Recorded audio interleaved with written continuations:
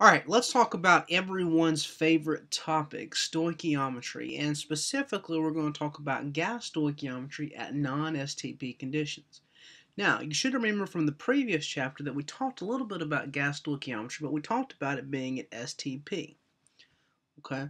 When we're working at STP, we use the molar volume for our conversion. Now, today's discussion is going to be more talking about what do we do at non-standard temperature and pressure conditions. In the previous video, I talked about the ideal gas equation, PV equals nRT or perf newton.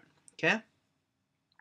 We're going to use that now to solve for moles or possibly liters or some type of rearrangement or derivation of that equation to work as a stoichiometry conversion. We know stoichiometry is all about converting from product to another product or product to a reactant or from reactant to a product. It's all about a proportional relationship conversion. Now, gas stoichiometry, we're always going to be going from moles to liters of a gas, or we could be going from liters of a gas to moles. Now, if we're starting off with moles and we're going to liters of a gas, when we're working at STP, we're going to use 22.4 liters per mole, which is the molar volume. Now, if you need to review some of those problems are in the previous chapter's discussion. So we use 22.4 liters per mole for our conversion factor.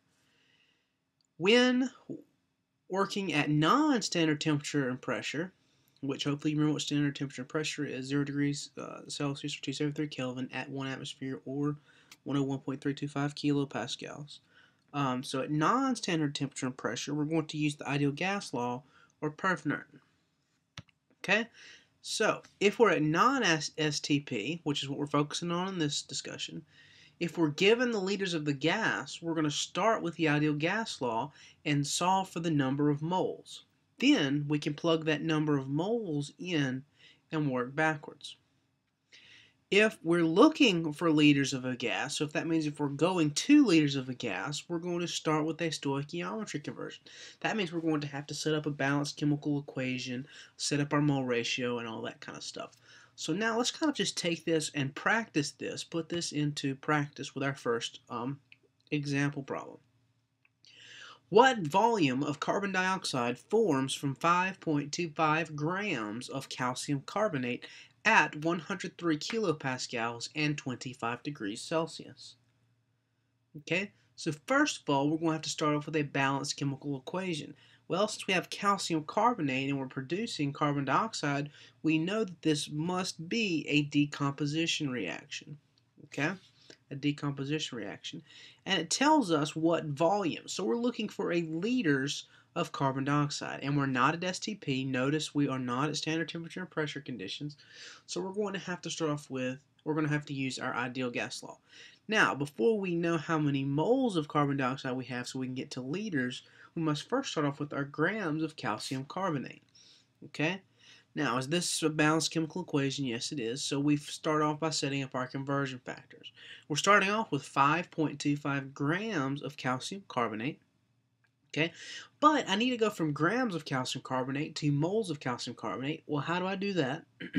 I go from grams to moles by using the molar mass. We get the molar mass from the periodic table by adding calcium plus carbon plus 3 times oxygen for a total of 100.09 grams of calcium carbonate per moles of calcium carbonate. Now, grams of calcium carbonate will cancel, and we're left with moles of calcium carbonate. But we don't need moles of calcium carbonate. We need moles of carbon dioxide. So I've got to go from moles of one thing to moles of another. How do I go from moles of one thing to moles of another? Well, I use the mole ratio. That's going to allow me to go from moles of calcium carbonate, my known, to moles of carbon dioxide, my unknown. Remember, it's always unknown over known. Okay, so we get our mole ratio from the coefficients in the balanced chemical equation, and in this one we have a 1 mole of carbon dioxide to 1 mole of calcium carbonate mole ratio. Moles of calcium carbonate cancels, we're left with moles of carbon dioxide. We work this all out, and we end up with 5.24 times 10 to the negative second moles of carbon dioxide. Okay, so that tells us how many moles of CO2 we have. Now, I've got to go from moles of carbon dioxide to liters of carbon dioxide. Since this is non-STP conditions, we're going to have to work a PV equals nRT, or an ideal gas law equation. Okay, so we're now going to take this moles statement and plug it into our ideal gas law. So let's go to that page. All right, same problem. What volume of carbon dioxide formed from 5.25 grams of copper carbonate at 103 kilopascals, 25 degrees Celsius. So we look at our given, 103 kilopascals. The volume is what we're looking for. The number of moles is what we calculated through stoichiometry, 5.24 times 10 to the negative second moles. That's what we calculated in stoichiometry. The temperature is 25 degrees Celsius, which we must remember to convert to Kelvin. The R value is the universal gas constant. Remember, we have two to choose from. Since we're working with kilopascals here, we choose the 8.315 cubic decimeters kilopascals per mole Kelvin. We plug that into our PV equals nRT problem, solve and rearrange, and you end up, when you multiply all of this together, remember to use the E key and just put in -2, so this would be 5.24 E negative 2. Multiply all of this together, then divide by 103 kilopascals to get volume on the V on its side by itself, and we end up with 1.23 cubic decimeters of carbon dioxide. And that answers our question of what volume of carbon dioxide forms. Okay? Now, a second type problem says how many grams of aluminum oxide are formed from 15 liters of oxygen at 97.3 kilopascals and 21 degrees Celsius. Well, let's start off with what we're given. We're given a pressure of 97.3 kilopascals, a volume of 15.0 liters. We're looking for the number of moles because we can go from moles of oxygen gas to grams of oxygen gas by using the molar mass here in just a second. Then we've got a temperature of 21 degrees Celsius, which we must remember to convert to Kelvin. Then we use our universal gas constant, the one that has kilopascals, the 8.315 kilopascals, because our pressure is in kilopascals. Okay? So we now plug this into our equation. 97.3 kilopascals times 15.0 liters equals 8.315 cubic decimeters kilopascals per mole Kelvin times 294 temperature. Solve for N, so N is by itself.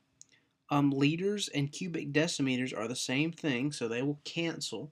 So once you put all that in your calculator, you get 0.597 moles of oxygen. Now, we're going to take that moles of oxygen and convert it to grams of aluminum oxide.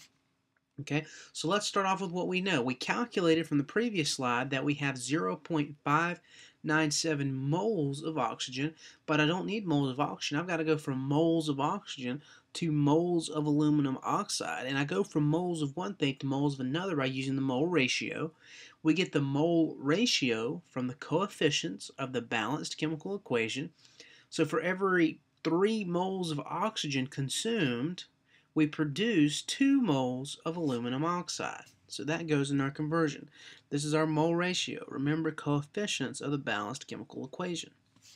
Okay, so moles of oxygen now cancels. We're in moles of aluminum oxide, but the question asked us for how many grams of aluminum oxide. So I've got to go from moles of aluminum oxide to grams of aluminum oxide. I go from moles to grams by using the molar mass, which we get from the periodic table.